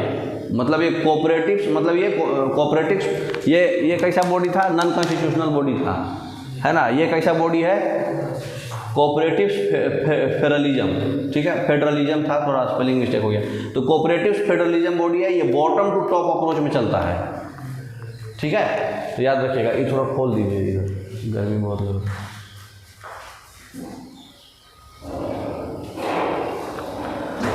तो नीति आयोग का फुल फॉर्म क्या होता है, national institute for transformation of India, national institute for transform India, national institute for transformation of India, national institute for transforming, MING लगेगा तभी मारना है, कुछ भी घुमा दे, ट्रांसफॉर्मिंग इंडिया। ठीक है ना। नेक्स्ट, इंडिया कैसा यूनियन है, इंडिया एक यूनियन है। इंडिया कैसा है, क्वासी फेडरल स्टेट है इंडिया। मतलब इंडिया के पास पावर जो है लेजिस्लेटिव, और ज़्यादा पावर है लेजिस्लेटिव के पास, है ना। और जो है मतलब सेंट्रल गवर्नमेंट है, तो सेंट्रल गवर्नमेंट का क्या होता है, इमरजेंसी, और मतलब जो स्टेट का जो चेंज करता है, मतलब नाम चेंज करना, बाउंड्री चेंज करना, चाहे नया स्टेट बनाना, ये सब पार्लियामेंट करता है। ठीक है, तो सबसे एक और क्वेश्चन है, सबसे ज़्यादा फेल्ड प्लान कौन था और सबसे ज़्यादा सक्सेसफुल प्लान कौन था। सबसे ज़्यादा सक्सेसफुल 8वां और सबसे ज़्यादा फेल्ड 3रा। ठीक है, क्यों, क्योंकि उस समय इंडो चाइना वार और इंडो पाक वार ये सब हो गया था लाइन से। नेक्स्ट, तो 78 से 80 प्लान हॉलीडे था। मोरारजी देसाई रोलिंग प्लान बनाए थे, लेकिन इंदिरा गांधी उसको हॉलीडे कर दी थी। DT लकड़वाला योजना था, गुन्नार, माइड्रल, ये तो पढ़ लिया आप लोग। नेक्स्ट, तो रोलिंग प्लान पढ़ लिए, हर एक साल नया प्लान 10 से 15 वाला और 15 ट्रिलियन वाला। ठीक है, मोरारजी देसाई के गवर्नमेंट में। छठा हम लोग पढ़ लिए, है ना, नरसिम्हा कमेटी, 6 बैंक का नेशनलाइजेशन हुआ था नरसिम्हा कमेटी से। ठीक है, मॉडल क्या था, एक्सपोर्ट इंपोर्ट, है ना। 1980 में हुआ था 6 बैंक नेशनलाइजेशन। और RBI का गठन हुआ था एग्रीकल्चर और रूरल डेवलपमेंट के लिए, जो हुआ था वही नाबार्ड। कौन सा कमेटी, कमेटी भी पूछता है, शिवरमन कमेटी। नरसिम्हा कमेटी से 6 बैंक नेशनलाइज हुआ, नाबार्ड बना शिवरमन कमेटी से, और लक्ष्मीकांत झा कमेटी से 14 बैंक नेशनलाइज हुआ। तो सब कमेटी याद रखिएगा। नेक्स्ट, सब पढ़ लिए, हटाइए। सिख का राइट्स भी एंटी-6 शिवरमन कमेटी हो गया। 7th भी पढ़ लिए हम लोग। क्या बैक कीजिए, क्या ये बैक कीजिए, ये बता दिए ना। Rural develop internal rural development programme और एग्जिम बैंक, ये सब नाबार्ड के साथ ही बना था 82 में ही। नेक्स्ट, राजीव गांधी बताए ना, अभी देखिए बैक कीजिए। 1985 में राजीव गांधी, इंदिरा गांधी मर गई थी, है ना। फिर इंदिरा आवास योजना राजीव गांधी चलाए, बनाए। ये फूड वर्क और प्रोडक्टिविटी के लिए है ना। तो इसमें देखिए लिखा हुआ है ना, for the first time the private sector got the priority over public sector. कौन से प्लान में, 7वें प्लान में प्राइवेट सेक्टर का प्रायोरिटी मिला था पब्लिक सेक्टर के ऊपर। ठीक है, नेक्स्ट, प्लान हॉलीडे हो गया 90 से 92। फिर 92 से 97 आपका जो है ह्यूमन रिसोर्स का ही मेन था, है ना, priority development of human resource, है ना। ये कौन सा कमेटी था? नरसिम्हा राव गवर्नमेंट लॉन्च किया था न्यू इकोनॉमिक पॉलिसी, है ना। ये सक्सेसफुल रहा था सबसे ज़्यादा। फिर 97 से 2002 हो गया अपना growth with justice and equity, 2002 से 2007 हो गया इंक्लूसिव ये वाला हुआ, जस्टिस एंड इक्विटी इंक्लूसिव हुआ। फिर 2002 से 2007 हो गया C Rangarajan faster and more inclusive, और इसमें faster more inclusive and sustainable हो गया कंप्लीट। तो आपका 5 ईयर प्लान कंप्लीट हो गया, ठीक है। बहुत क्वेश्चन आता है 5 ईयर प्लान से, इसलिए थोड़ा डीप ज़्यादा गए हैं, ठीक है। अब आ जाइए समझिए थोड़ा बेसिक टर्मिनोलॉजी। तब हम लोग नेशनल इनकम के रिगार्डिंग कुछ टर्मिनोलॉजी है जो समझना जरूरी है। रेंट जो है 3 प्रकार का होता है, classical rent theory, modern rent theory और इम्प्यूटेड रेंट। इसमें देखिए क्लासिकल डांस चाहे मॉडर्न डांस, इसमें क्या अंतर है? क्लासिकल वर्ड का मतलब क्या होता है? जिसमें आपके चेंज का स्कोप नहीं है, पुराना नया नहीं, कितना पुराना कितना नया। मॉडर्न कब से बोलेंगे? 1992 से ऊपर वाला मॉडर्न आएगा, 2000 से ऊपर वाला मॉडर्न आएगा, ऐसा कुछ भी नहीं है। जिसमें आपको चेंज का स्कोप नहीं दिया गया है, जैसे कथकली ऐसे ही करना है, ऐसे ही करना है, हाथ वैसे ही घुमाना है, मतलब जो मूवमेंट है वही करना है, ठीक है। तो जो चेंज का स्कोप नहीं है वो क्लासिकल डांस है, मतलब कोई भी चीज़ क्लासिकल वर्ड है उसमें। और जिसमें आप चेंज कर सकते हैं वो क्या हो गया? मॉडर्न। तो जो हमारा रेंट, क्लासिकल रेंट थ्योरी से जो हम रेंट किसी चीज़ को ले रहे हैं, तो रेंट जो है बनाया गया था सिर्फ और सिर्फ ज़मीन के लिए। इंडिया के पास जो है कोई भी बिजनेस करिएगा तो बिजनेस के लिए सबसे पहला प्रायोरिटी क्या है? हमारे पास क्या होना चाहिए? लैंड होना चाहिए। तो लैंड पे जो रेंट लगता है वो क्लासिकल रेंट थ्योरी है, क्योंकि एक्चुअली रेंट लैंड पे ही लगना चाहिए। लोग उसको बदल के हर एक चीज़ पे रेंट लेने लगे। तो क्लासिकल रेंट थ्योरी के अनुसार जो है सिर्फ और सिर्फ लैंड पे जो रेंट लगता है वो क्लासिकल रेंट थ्योरी में आएगा, रेंट, किराया। अब जो बाकी फैक्टर्स ऑफ प्रोडक्शन है, बाकी लैंड, लेबर, कैपिटल और क्या है? एंटरप्रेन्योरशिप। तो 4 फैक्टर्स ऑफ प्रोडक्शन है, ये तो आप वो जानते हैं ना। तो लैंड, लेबर, कैपिटल और एंटरप्रेन्योरशिप, ये सब पे जो प्रोडक्शन पे जो आपका रेंट लगता है लैंड के अलावा, मतलब सब मिक्सअप, ये इसको क्या बोलते हैं? Modern rent theory. समझ गए? और इम्प्यूटेड रेंट क्या होता है? इम्प्यूटेड रेंट उसको बोलते हैं, जैसे मान लीजिए आप बदमाशी किए, आपको पापा घर से बाहर निकाल दिए, तो पापा घर से बाहर निकाल दिए तो आप बाहर जा करके रूम लेकर रहिएगा कि नहीं? तो मान लीजिए 5000 रुपये लग रहा है, तो अगर आप बदमाशी नहीं किए होते तो आप तो घर पे रहते, 5000 रुपया बचता। लेकिन रियल मायने में तो जैसे हम मान लीजिए अपने घर पे ही रियल मायने में आप 5000 जो बचा रहे हैं वो भी एक प्रकार का रेंट ही है। अपना घर में रह रहे हैं लेकिन एक प्रकार का तो रेंट है, अगर कहीं बाहर आते तो रेंट लगता ना। जैसे मान लीजिए कोई बिजनेस खोलने के लिए कोई सेटअप खोल दिए, वाटर प्लांट अपने घर पे ही खोल दिए, तो वाटर प्लांट में आपका इन्वेस्टमेंट कितना लगा? तो मतलब हर महीना तो एक टाइप का रेंट आप बचा रहे हैं ना। तो जो बचा रहे हैं रेंट अपने मतलब कोई दिमाग लगा के, वो इम्प्यूटेड रेंट कहलाएगा। समझ में आ रहा बात? नेक्स्ट, हाँ, क्लासिकल मतलब जिसको बदला नहीं जा सके, सिर्फ ज़मीन पे जो रेंट लगता है वो क्लासिकल रेंट होता है। और बाकी फैक्टर्स ऑफ प्रोडक्शन सबके साथ लैंड, लेबर, कैपिटल, एंटरप्रेन्योरशिप, ये सब मॉडर्न रेंट हो गया। और इम्प्यूटेड रेंट जो दिखता नहीं है लेकिन लगता है ना। नेक्स्ट, तो जो हमारा जो कोई भी इनकम बिजनेस जो हम करते हैं, घर से क्या लगाना पड़ता है और बिजनेस से हमको क्या मिलता है? अगर हम घर से ज़मीन दे रहे हैं तो हमको ज़मीन से हमको रेंट मिलेगा। अगर हम घर से लेबर लगा रहे हैं तो लेबर को हमको वेजेस देना पड़ेगा, चाहे मिलेगा। एक्चुअली इसको हिंदी में वेतन नहीं बोलते, मजदूरी बोलते हैं, लेकिन मजदूरी में लोग थोड़ा दिल पे ले लेते हैं, इसलिए इसको वेतन बोला जा रहा है। उसके बाद कैपिटल, जो हम पूंजी लगाएंगे उसमें हमको क्या फ़ायदा होता है? इंटरेस्ट। और जो हमारा एंटरप्रेन्योरशिप है, एंटरप्रेन्योरशिप में हमारा क्या फ़ायदा होगा? प्रॉफिट। कोई आइडिया वगैरह किसी से दिए, जो रिस्क लिया, है ना। तो एंटरप्रेन्योरशिप किसको बोलेंगे? कौन आदमी एंटरप्रेन्योर है? जो इंसान मतलब बिजनेस स्टार्ट कर दिया वो एंटरप्रेन्योर है। एंटरप्रेन्योर किसको बोलेंगे? जो इनोवेशन करेगा। ऐसा कुछ तो नहीं, इनोवेशन तो कोई भी आदमी कर रहा है। तुम घर बैठ के बहुत कुछ इनोवेशन कर रहा है। तो बिजनेस तो बहुत लोग स्टार्ट कर दिया, सब लोग एंटरप्रेन्योर है। जो बिजनेस स्टार्ट किया वो एंटरप्रेन्योर होगा। क्यों? क्योंकि वो रिस्क लिया। तो जो रिस्क ले रहा है वो एंटरप्रेन्योर कराएगा, बाकी कुछ भी हो। एक क्वेश्चन बता आपसे पूछते हैं, नेक्स्ट स्लाइड में देखिए। तो ये आपका फैक्टर्स ऑफ प्रोडक्शन का जो भी ये लैंड, लेबर, कैपिटल, एंटरप्रेन्योरशिप जो है फैक्टर्स ऑफ प्रोडक्शन है, ठीक। और फैक्टर ऑफ प्रोडक्शन का ये क्या है? पेमेंट है, ठीक है। ये फैक्टर का ये पेमेंट होगा। नेक्स्ट, तो इंटरप्रेन्योरशिप पे क्वेश्चन आया है एसएससी में ही। What is the major function of entrepreneur? Entrepreneur का काम क्या है बताइए, चारों में से कौन ऑप्शन होगा?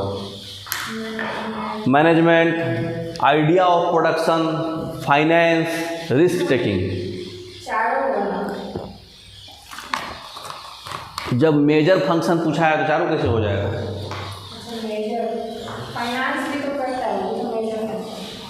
करता है, लेकिन ये सब तो कोई भी आदमी कर सकता है। मैनेजमेंट हम भी मैनेजमेंट कर रहे हैं, हम भी मैन पावर मैनेजमेंट करते हैं।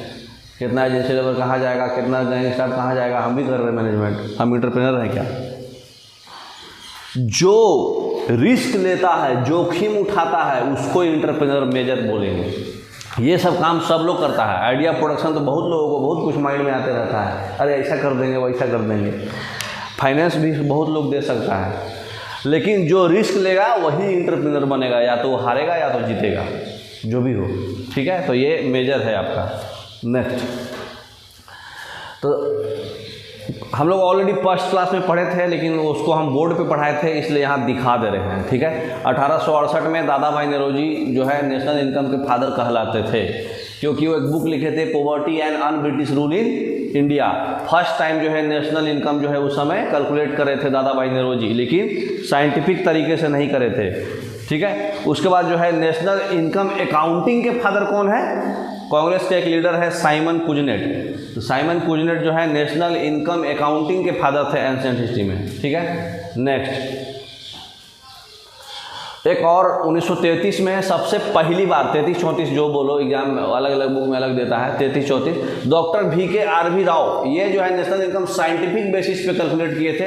ऐसे पहले पर्सन थे जो साइंटिफिक बेसिस पे किए थे, ठीक है। तो 1933-34 में डॉक्टर भी, हम एक्चुअली बोर्ड पे पढ़ाए हुए हैं पहले क्लास में। 1949 में PC महालनोबिस, ठीक है। तो जो प्रशांत चंद्र महालनोबिस जो है ये नेशनल इनकम कमेटी बनाए थे, ठीक है। डॉक्टर VK राव और गडगिल जो है, प्रोफेसर गडगिल, ये इनके मेंबर थे। तो 1949 में नेशनल इनकम कमेटी बनाए थे।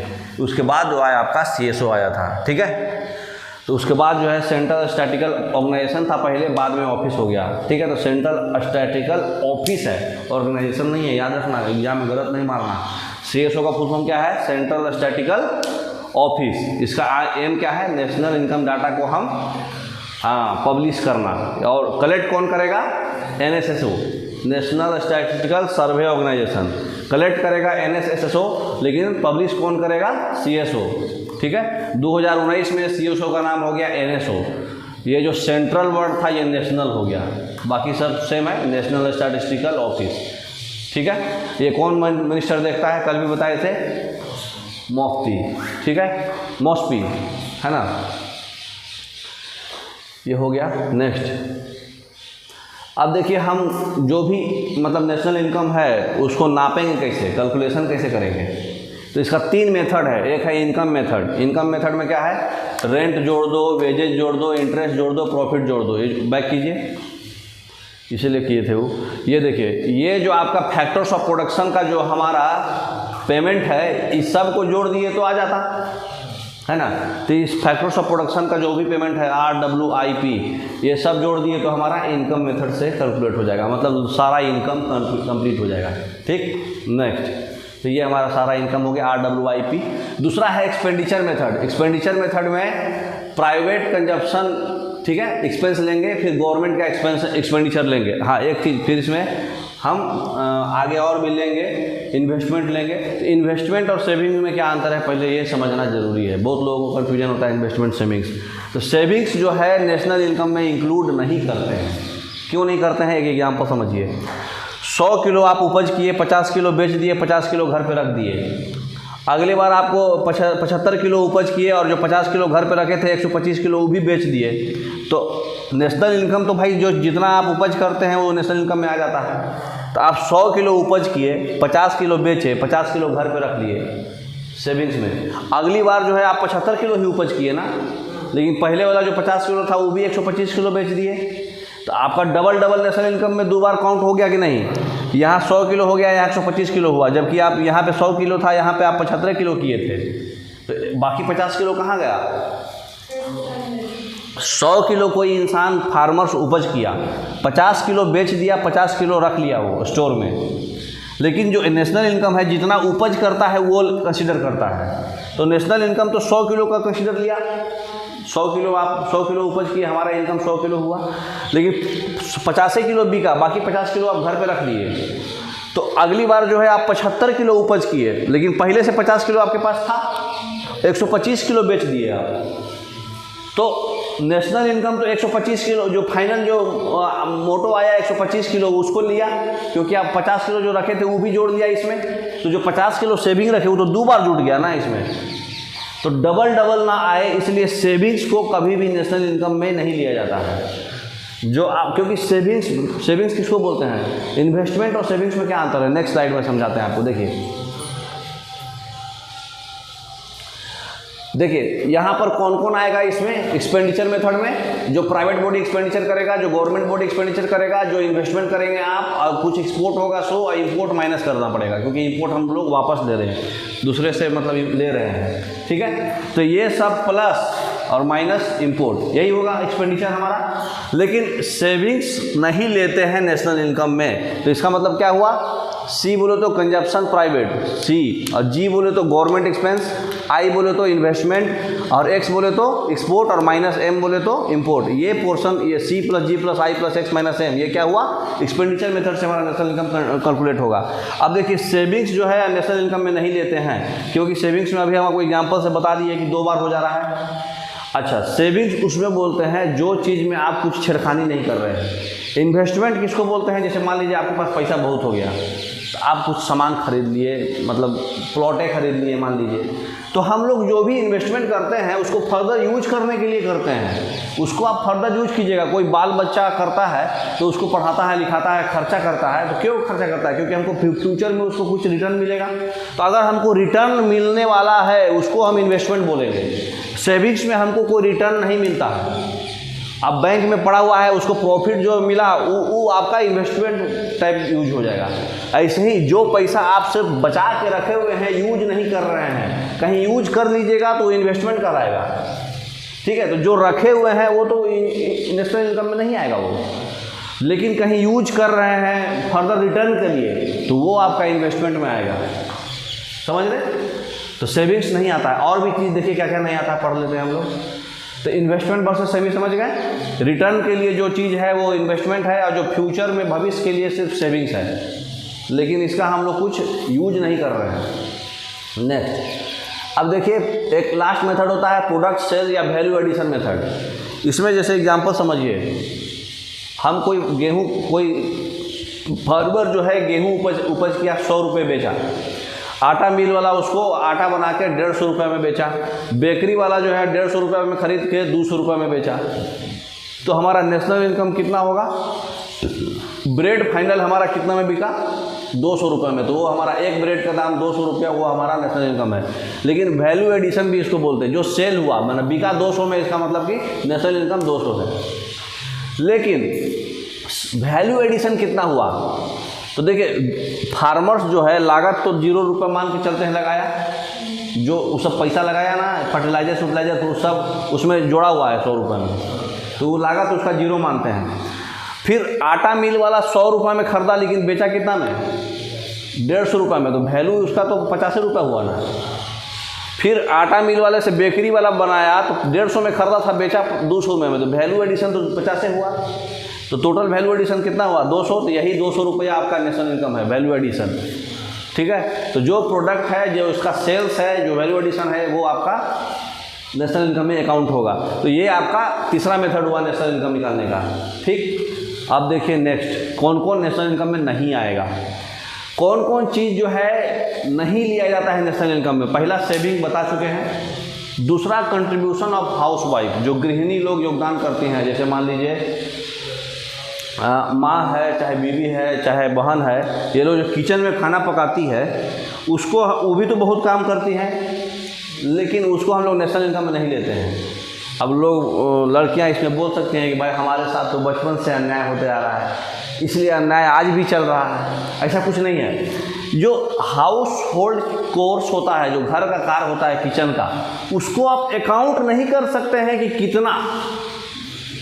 कितना काम कर रहे हैं। अब हो सकता है किसी की बहन फकीबाज रहती, किसी की बहन पूरा बर्तन और चौका और मतलब झाड़ू पोछा सब कर देती, तो आप उसको कैसे अकाउंट करिएगा कि हाँ ये 5,000 का काम की, हाँ ये 10,000 का काम की। मतलब वो मतलब क्वांटिफिएबल नहीं है, वो मतलब क्वांटिफाई नहीं कर सकते आप उसको, फिक्स नहीं कर सकते, पर माप नहीं सकते। इसलिए इसको हम लोग जो हाउस वाइफ का कंट्रीब्यूशन है उसको हम लोग नेशनल इनकम में नहीं जोड़ते, क्योंकि वो मापने योग्य नहीं है। हाँ, यही चीज़ अगर आप कोई मेड रख करके पैसा लगा करके काम करवा रहे हैं तो वो नेशनल इनकम में होगा, क्योंकि आप उसको सैलरी दे रहे हैं, ठीक है, तो वो नेशनल इनकम में होगा। लेकिन जो चीज़ नहीं है, नॉन काउंटेबल है, क्वांटिफाइबल नहीं है, वो चीज़ में नहीं आएगा, ठीक है। और तीसरा है इंटरमीडियरी गुड्स। इंटरमीडियरी गुड्स क्या होता है? जो एग्रीकल्चर को प्रोडक्शन के लिए फर्टिलाइजर्स लगा, फिर पेस्टिसाइड्स लगा, इंसेक्टिसाइड्स लगा, वो सब तो भी पैसा लगता है ना जी, लेकिन उसको हम नेशनल इनकम में नहीं लेते, क्योंकि वो ऑलरेडी हम जो फाइनल गुड्स पे हम उसको कंसीडर कर दिए हैं, है ना। नेक्स्ट, तो जैसे एग्जांपल में इसमें बताया हुआ है कि मतलब फर्टिलाइजर्स लिया, सीड्स लिया, है ना, इरिगेशन किया, उसमें इरिगेशन में इतना पैसा खर्चा हुआ, फर्टिलाइजर्स में इतना खर्चा हुआ, सीड्स में इतना खर्चा हुआ, फिर फाइनल 1 क्विंटल गेहूं को मार्क प्राइस लिया 500। तो हम लोग जो है मार्क प्राइस जो है 500 रुपया ही फिक्स कर दिए। ये सब इंटरमीडियरी गुड्स कहलाएगा। तो ये जो इंटरमीडियरी गुड्स है, फर्टिलाइजर, सीड्स और इरिगेशन, ये सब नहीं होगा। Those goods which are use for further portion और टू मेक फाइनल प्रोडक्ट बनाने के लिए मतलब फर्दरली यूज किया जा रहा है, वो सब गुड्स इंटरमीडियरी गुड्स है, उसका हम लोग नहीं लेते हैं अकाउंटिंग। जैसे एग्जांपल कोई आपसे पूछ रहा है कि आप कार खरीदने गए, बोलेगा कि हमको खाली टायर दे दीजिए, बोलेगा कि हमको खाली ऊपर वाला बोनेट दे दीजिए, घींच के देगा 2-4 साल, तो उसका प्रोडक्ट्स, पूरा फाइनल प्रोडक्ट्स का पैसा वो लेता है। वो जो टायर लगाया, उसका बोनेट लगाया, उसका स्टीयरिंग लगाया, उसका गियर लगाया, जो भी लगाया, वो पैसा ऑलरेडी इंक्लूड हो चुका है उसका फाइनल प्रोडक्ट में, ठीक है ना। तो वो इंटरमीडियरी गुड्स है। तो इंटरमीडियरी गुड्स हम लोग नेशनल इनकम में काउंट नहीं करते हैं, ध्यान रखिएगा। नेक्स्ट, तो समझ लीजिए इंटरमीडियरी गुड्स के बाद चौथा कौन होगा? इलीगल गुड्स, गैर कानूनी गुड्स जो है नहीं होगा। इलीगल गुड्स को अगर आप नेशनल इनकम में काउंट करेंगे तो लीगल हो जाएगा। तो जो भी इलीगल चीज़ है उसको आप नेशनल इनकम में कैसे लीजिएगा? आप जानते हैं, लेकिन वो जब तक प्रमाण नहीं है आप उसको नहीं ले सकते, तो लीजिएगा तो लीगल हो जाएगा। फिर चौथा होगा ब्लैक मनी। ब्लैक मनी और पेंशन। हाँ, पेंशन लोग बोल सकता है कि हाँ पेंशन को क्यों नहीं ले रहे भाई? पेंशन को इसलिए नहीं लेते हैं कि पेंशन जो है हमारा कोई प्रोडक्शन करने वाला रकम नहीं है। पेंशन को किस राशि से मान के दिया जाता है कि सामने वाला इंसान का लाइवलीहुड चले, सामने वाला इंसान का लाइवलीहुड चले। इससे हम कोई प्रोडक्शन और कोई इन्वेस्टमेंट का प्रोग्राम सोच के नहीं दिया जाता है। लोग उसको प्लान करके कर लें अलग बात है, तो इन्वेस्टमेंट करेंगे तो वो काउंट हो जाएगा एक्सपेंडिचर मेथड से। लेकिन जो लाइवलीहुड चलाने के लिए पेंशन दे रहे हैं, पेंशन को हम लोग नहीं लेते हैं नेशनल इनकम अकाउंटिंग में। तो ये याद रखिएगा, एग्जाम में बहुत आता है, 1 2 3 4 करके भी आ जाता है। तो नेशनल इनकम जो है ये सारा जो है फाइनल गुड्स और सर्विस, जो गुड्स प्रोड्यूस हुआ और जो सर्विस हुआ पूरे रेसिडेंट्स ऑफ द कंट्री का, मतलब सिटीजन्स का एक अकाउंटिंग ईयर में, इसको हम लोग नेशनल इनकम देते हैं, ठीक है। नेट अर्नड फॉरेन इनकम भी इसमें भी इंक्लूड करेंगे, जो फॉरेन से भी आएगा वो भी आएगा। नेशनल वर्ड मतलब क्या हुआ? हाँ, इंडिया का। तो फॉरेन से भी जो इनकम आएगा वो भी इंडिया का इनकम है, ठीक है। नेक्स्ट, तो नेशनल इनकम जो है एक फ्लो है, स्टॉक नहीं है। ये हमेशा रनिंग में रहता है, एक जगह स्टॉक माने स्थिर नहीं रहता है। इंडिया में नेशनल इनकम जो है एस्टिमेट जो होता है वो फाइनेंस डिपार्टमेंट करता है, ठीक है। और वो फाइनेंशियल ईयर हमारा 1 अप्रैल से 31 मार्च लिया जाता है। फॉरेन से भी तो हम पैसा कमा रहे हैं। जो पैसा मनी एक्सचेंज से होता है, फिर तुम्हारे चाचा और चाची लोग मान लो चले गए दुबई में, वहाँ जाके कमाने लगे, तो वहाँ से यहाँ भेजे, तो फॉरेन से अर्निंग हुआ ना हमारा। नेक्स्ट, अब हम लोग को पढ़ना है 1991 में हम एक चीज़ स्किप किए थे, 1991 में एक चीज़ है एलपीजी रिफॉर्म्स। एलपीजी क्या होता है? लिबरलाइजेशन, प्राइवेटाइजेशन और ग्लोबलाइजेशन, उसमें सुधार आया था 1991 में। तो उसके बारे में थोड़ा डिटेल में पढ़ना है, थोड़ा थोड़ा पढ़ेंगे हम लोग, है ना। तो बैक कीजिए, उसके बारे में हम लोग को पढ़ना है। तो पहले एक चीज़ समझ लीजिए, एलपीजी जो है पहले एनईपी था, है ना, नेशनल इकोनॉमिक पॉलिसी। वो इकोनॉमिक पॉलिसी जो है बाद में फिर जो है लिबरलाइजेशन, प्राइवेटाइजेशन और एलपीजी बदल गया, ठीक है। तो ये एनईपी का कंपोनेंट है ना, नेशनल इकोनॉमिक पॉलिसी का, ठीक है। नेक्स्ट, तो जो एनईपी का कंपोनेंट्स है वो 3 ब्रॉड कंपोनेंट्स हैं न्यू इकोनॉमिक पॉलिसी का, एनईपी का। कौन कौन है? लिबरलाइजेशन, पॉलिसी ऑफ लिबरलाइजेशन, ठीक है। लाइसेंसी था पहले, इंडस्ट्रीज और ट्रेड का जो लाइसेंसिंग जो था उसको हम लोग लिबरलाइजेशन पॉलिसी में डालते हैं। और जो है जो कोटा दिया जाता था इंडस्ट्रियलिस्ट लोग को, उसको हम लोग प्राइवेटाइजेशन पॉलिसी में डाल दिए। और जो हमारा जो परमिट्स था एक्सपोर्ट और इंपोर्ट्स के लिए, उसको ग्लोबलाइजेशन में हम लोग पॉलिसी में डाल दिए, ठीक है। समझ में आ रहा है? लाइन सही समझ में आ रहा है सब कुछ? अच्छा, एलपीजी जो है मतलब सेट किया गया, एलक्यूपी रिप्लेस किया 1991 में। एलक्यूपी क्या था? लाइसेंसिंग, कोटा और परमिट्स, एक्सपोर्ट इंपोर्ट का। तो लाइसेंसिंग, कोटा, परमिट 1991 में इसको रिप्लेस करके एलपीजी कर दिया गया। बताइए कौन से 5 ईयर प्लान में आएगा? इसको अलग से इसलिए क्यों, क्योंकि वहाँ पे भेजा जाता है। 1991 का बात हो रहा है। 1991 बोले तो बैक मतलब 1990 से 92 हमारा खाली समय है, खाली समय का बात हो रहा है। तो एलपीजी जो है सपोर्टिंग पिलर्स है। कोई भी स्ट्रक्चर जो है नया इकोनॉमिक पॉलिसी का हमारे गवर्नमेंट का, इसी एलपीजी पे ही हम लोग इरेक्ट कर सकते हैं और इम्प्लीमेंट कर सकते हैं, है ना। देखिए क्या है, यही मनमोहन सिंह का कमाल है। देखिए, तो सबसे पहले हम लोग पढ़ेंगे लिबरलाइजेशन। लिबरलाइजेशन का मतलब होता है कि कोई भी इंट्री और कोई भी ग्रोथ में रिस्ट्रिक्शंस जो हो रहा है उसको हम पूरी हटा देंगे। लिबरल हो गए हम, फ्री हो गए, मतलब एंट्री और ग्रोथ रिस्ट्रिक्शन ही खत्म कर दिए, ठीक है। लिबरलाइजेशन में क्या होता है? डीरेगुलेशन और रिडक्शन ऑफ गवर्नमेंट कंट्रोल, है ना। गवर्नमेंट कंट्रोल का रेगुलेट नहीं कर रहा है वो, और रिडक्शन नहीं कर रहा है, ठीक है। And greater autonomy, freedom, private investment to make economy more competitive. मतलब प्राइवेट बॉडी आराम से आ करके इन्वेस्टमेंट करके अपना इकोनॉमी को ज़्यादा कॉम्पिटिटिव बनाएगा। कॉम्पिटिटिव करेगा तो ज़्यादा बढ़िया पॉलिसी, मतलब इकोनॉमिक्स हमारा बढ़िया हो जाएगा इकोनॉमी, है ना। तो इसीलिए मतलब मिक्स इकोनॉमी इंडिया को क्यों बोलते हैं? क्योंकि लिबरलाइजेशन कॉन्सेप्ट से हमारा प्राइवेट बॉडी को ज़्यादा घुसाया गया उस समय 1991 में, क्योंकि उस समय क्राइसिस चल रहा था। इसलिए क्राइसिस को कंट्रोल करने के लिए मनमोहन सिंह ऐसा प्लान किए। लिबरलाइजेशन के अंदर जो है बिजनेस फ्रीली अलाउड है, आप कोई भी कमर्शियल लाइन पे बिजनेस कर सकते हैं। लिबरलाइजेशन का पर्पस क्या था? ये किया गया था जो भी इकोनॉमिक पोटेंशियल है कंट्री का, उसको निकालने के लिए, हमारे पोटेंशियल को बाहर निकालने के लिए, है ना। भाई कैसे करेंगे हम लोग? प्राइवेट सेक्टर को इंकरेज करेंगे और मल्टीनेशनल कंपनी को इंकरेज करेंगे कि आप इन्वेस्ट करिए और फैलाइए, एक्सपेंड करिए, है ना। उसके बाद जो है ज़्यादा कंपटीशन होगा इकोनॉमी में, ज़्यादा कंपटीशन होगा तो आप इंसेंटिव्स नया आएगा और इफिशिएंसी ऑपरेशन का बढ़ जाएगा, है कि नहीं। ऑलरेडी हम कैपिटलिस्ट इकोनॉमी में सब कुछ समझा चुके हैं। नेक्स्ट, तो हमारा इकोनॉमिक रिफॉर्म्स भी आया। लिबरलाइजेशन में बहुत सारा रिफॉर्म्स आया, टोटल 5 रिफॉर्म्स आया। पहला रिफॉर्म्स बोलते हैं इंडस्ट्रियल सेक्टर रिफॉर्म्स। तो इंडस्ट्रियल सेक्टर रिफॉर्म्स में क्या हुआ? इंडस्ट्रियल लाइसेंसिंग के लिए रिडक्शन कर दिया गया। नया पॉलिसी में जितना भी इंडस्ट्रियल लाइसेंसिंग जो है उस सब को हटा दिया गया। जो भी प्रोजेक्ट्स है सिर्फ शॉर्ट लिस्ट इंडस्ट्रियलिस्ट, मतलब कुछ short list liquor industry, defence का और इंडस्ट्रियल एक्सप्लोसिव्स का, जो गवर्नमेंट के लिए डेंजरस है, ये तीनों को छोड़ के बाकी सब चीज़ में लाइसेंसिंग हटा दिया। लाइसेंसिंग का कोई ज़रूरत नहीं है, कोई भी आएगा और बिजनेस कर सकता है, फ्री कर दिया गया। ये डिफेंस का इक्विपमेंट और लीकर और एक्सप्लोसिव में रखा गया क्योंकि ये भाई सेंसिटिव एरिया है ना। कोई भी लाइसेंस जो है ज़रूरत नहीं है। आप नया यूनिट को एक्सपेंड करना है, डाइवर्सिफाई करना है, आराम से कर सकते हैं। ओनली जो रिलेटेड सिक्योरिटी और स्ट्रेटेजिक कंसिडरेशन में ज़रूरत था उसको लाइसेंसिंग का ज़रूरत था। वही ये सब जो डिफेंस इक्विपमेंट हो गया, एक्सप्लोसिव हो गया, तो आप सिक्योरिटी की बात हो गया ना। और लीकर अगर ज़्यादा हम लोग नहीं करेंगे तो फिर क्या उसको बोलते हैं, स्ट्रेटेजिक कंसिडरेशन नहीं रहेगा, है ना। तो पब्लिक सेक्टर का रोल इसमें घटा दिया गया है, ठीक। नेक्स्ट, ये हो गया। नेक्स्ट, दूसरा क्या किया गया?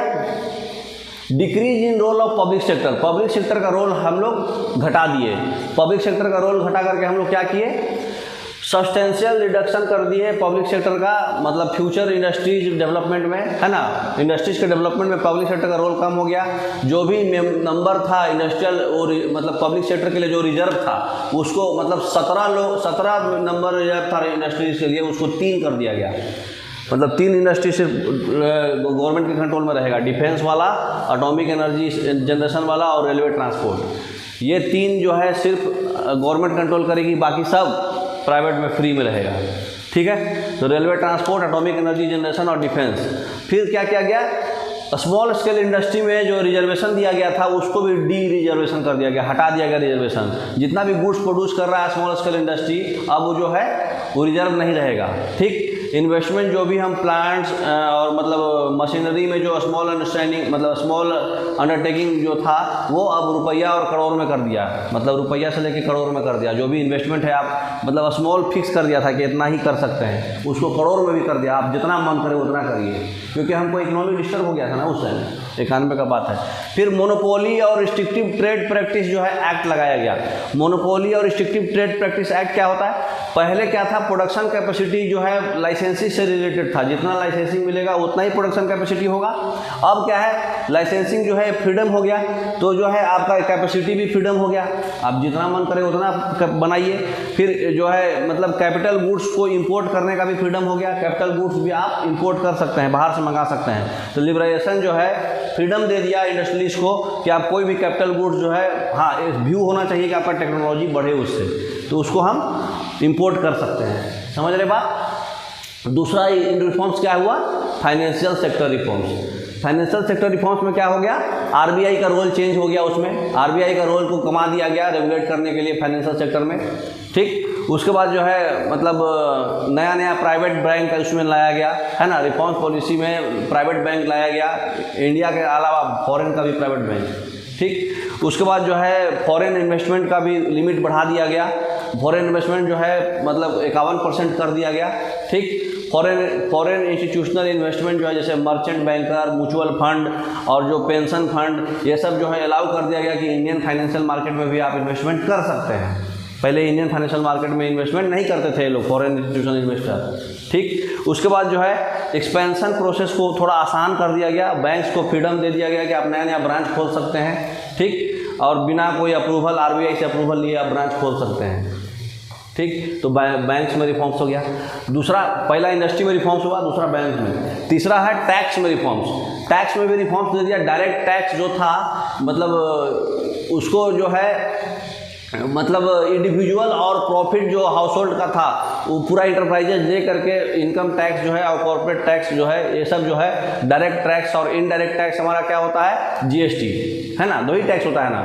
तो इनकम टैक्स और कॉर्पोरेट टैक्स और जीएसटी उस समय जो है टैक्स रिफॉर्म्स किया गया। क्या किया गया, टैक्स में कमी कर दिया गया। 1991 से मतलब वो मतलब कंटिन्यूअस जो है इनकम टैक्स और कॉर्पोरेट टैक्स हमारा कमते जा रहा है। ठीक, टैक्स इवेजन इसलिए। और उसके बाद इनडायरेक्ट टैक्स में भी रिफॉर्म्स हुआ।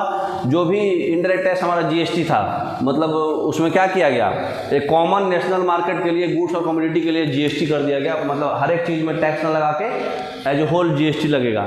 फिर प्रोसेस को सिंप्लीफिकेशन कर दिया गया। वही जीएसटी से हमारा प्रोसेस क्या हो गया, सिंप्लीफाई हो गया। ठीक, तो नेक्स्ट खाली नाम याद रखिएगा तो ऑटोमेटिक सब आप बता सकते हैं। जीएसटी बताइए क्या होता है। GST goods and service tax है, जो पार्लियामेंट में पास किया गया था 29 मार्च 2017 को सिंप्लीफाई करने के लिए इंडायरेक्ट सिस्टम, टैक्स सिस्टम को।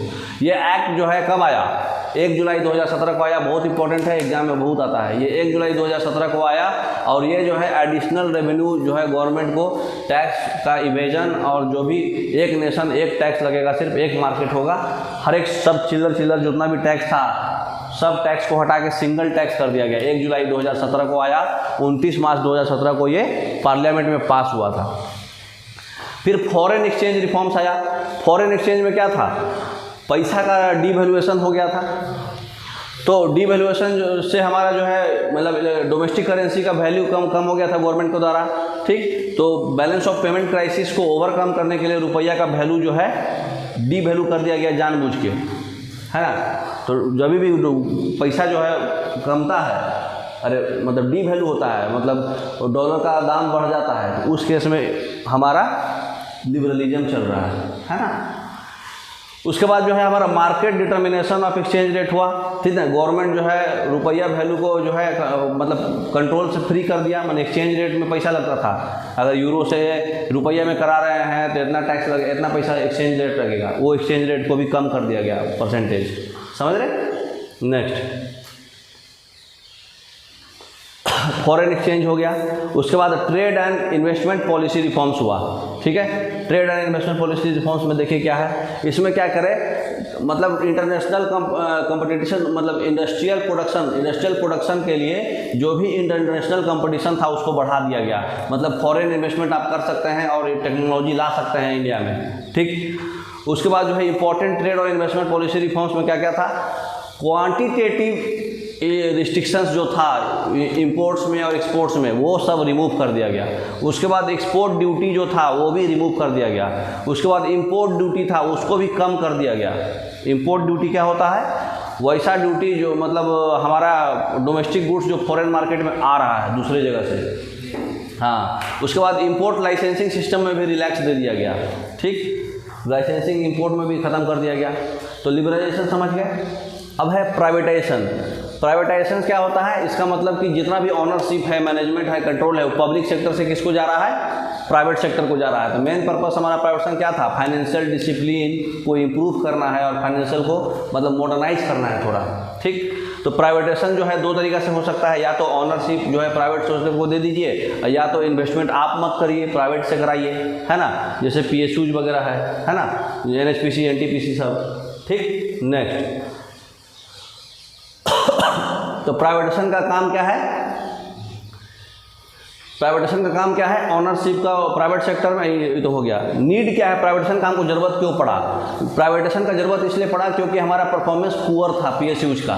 तो PSUs जो भी है, PSUs किसको बोलते हैं, पब्लिक सेक्टर यूनिट जो बोले तो NHPC NTPC ये सब जो कंपनी है, इंडियन ऑयल, ONGC, ये सब का परफॉर्मेंस अच्छा नहीं हो रहा था। तो इसलिए जो है मतलब PSUs जो है इंडिया जो है मतलब अच्छा परफॉर्मेंस नहीं दे रहा था, तो 51 से 91 तक अच्छा परफॉर्मेंस नहीं दिया, इसको प्राइवेटाइज कर दिया, ठीक है। तो इंडियन इकोनॉमी जो है ट्रांसफॉर्म हो गया था।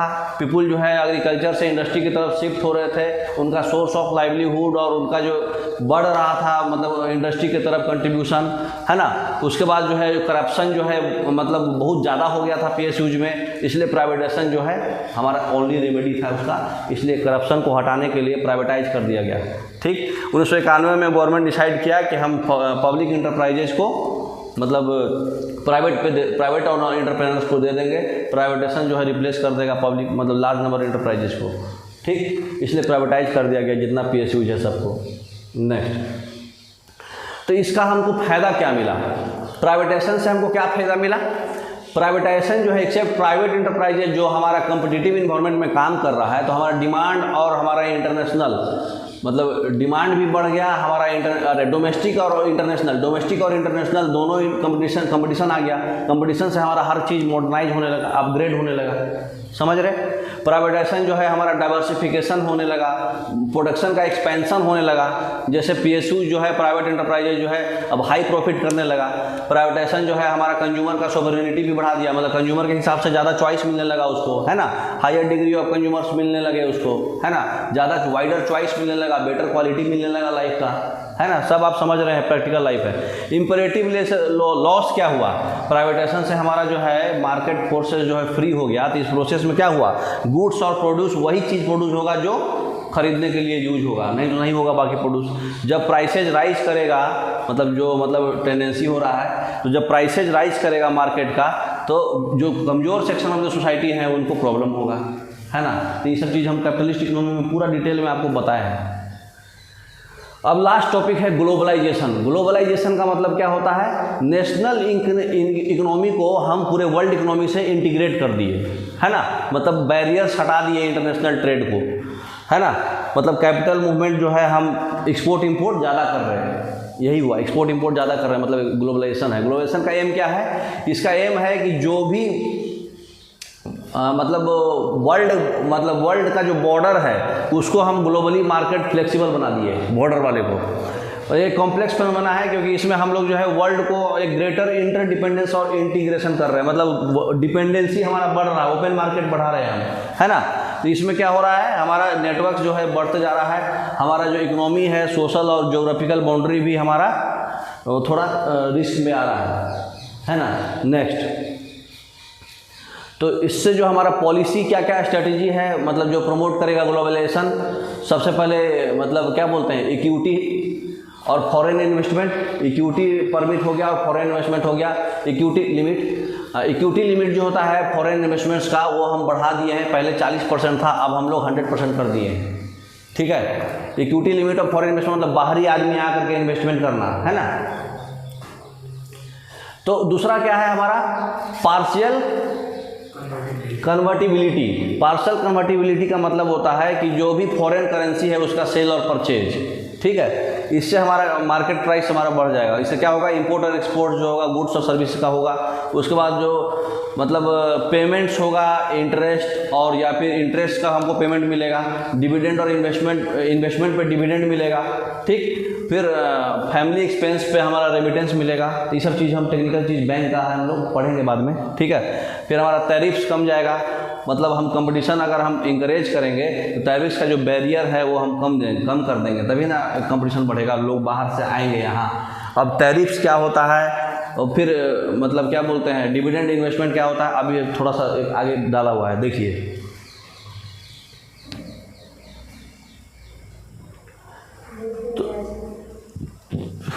ये आप पढ़ लीजिएगा, ठीक है। पॉजिटिव्स और निगेटिव्स क्या होगा ये पढ़ लीजिएगा, इसमें सब क्लियर कट लिखा हुआ है, ठीक है। अब थोड़ा टेक्निकल टर्म खाली समझ लीजिए। आउटसोर्सिंग हमारे सिलेबस में नहीं है, ठीक है, हटा दीजिए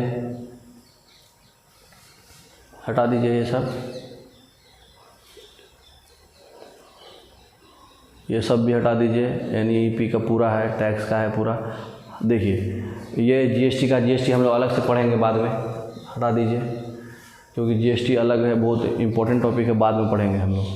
अब देखिए ये